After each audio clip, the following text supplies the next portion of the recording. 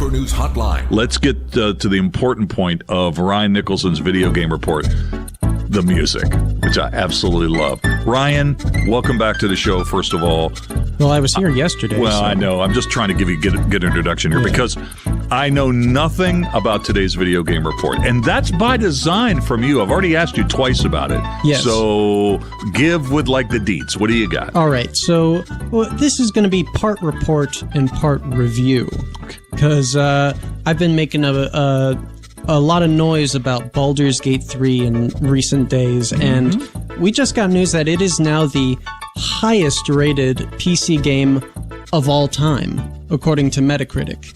It's at a Metacritic score of 97. And to put that in comparison, some of its contemporaries, like Fallout New Vegas, that's a popular one, that's at a score of 84. Skyrim's at a score of 84. The new Legend of Zelda game, that's at 96.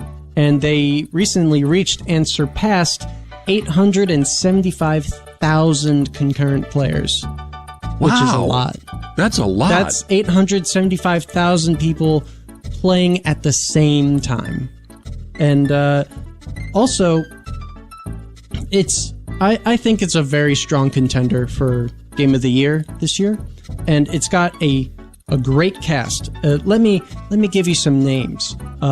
Amelia Taylor as the narrator, J.K. Simmons as General Ketherick Thorm, Jason Isaacs as Gortash, Maggie Robertson as Orin, Matt Mercer as Minsk, Tracy Wiles as Chihiro, and Boo, the miniature giant space hamster, as himself. Wow. So those characters who are the actors and actresses who voice these characters. Yes, they are. Do they make like huge amounts of money on video games? I'm not sure. I mean, J.K. Simmons, that's a pretty big name. Yeah, now. J.K. Simmons is a big name, and he's just one character.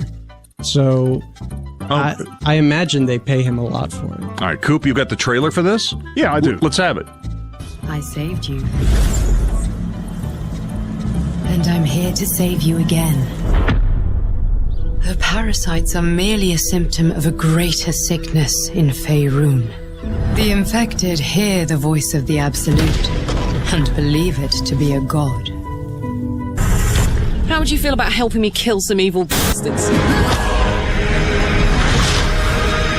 All right, there you go. So what's the setup of the game? I mean, what's the game about? It's set in the world of Dungeons and Dragons. Shortly after the Dungeons and Dragons module Descent into Avernus, actually. So if you play Dungeons and Dragons as a tabletop game and you play this game, you'll know what's happening. Okay. Which is very interesting. Basically, your character is caught on a what's called a nautiloid, which is piloted by mind flayers, and you get a little tadpole implanted into your brain that's going to turn you into a mind flayer, and it's crazy and it's fun. So what was the news part of this video game report? Was it the number of simultaneous players? Yes, and also it's causing a bit of a stir in the industry because some developers are like, man, this game's too good. It's setting a new standard. How could we ever keep up? And so people are... It started with a Twitter thread by this guy named Zalavier Nelson Jr., who's the head of a studio called Strange Scaffold, which I did not know about until I made this report. And he brings up, with good reason, the unique circumstances that brought this game here. And it is not like the usual development process. It took many years, a talented team of people, and the thing is, this isn't a big studio. And the big studios are putting out work that is much worse than Baldur's Gate 3.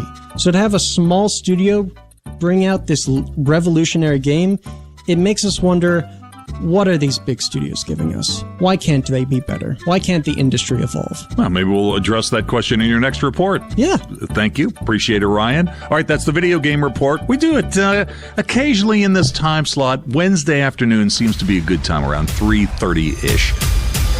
Metro News Hotline.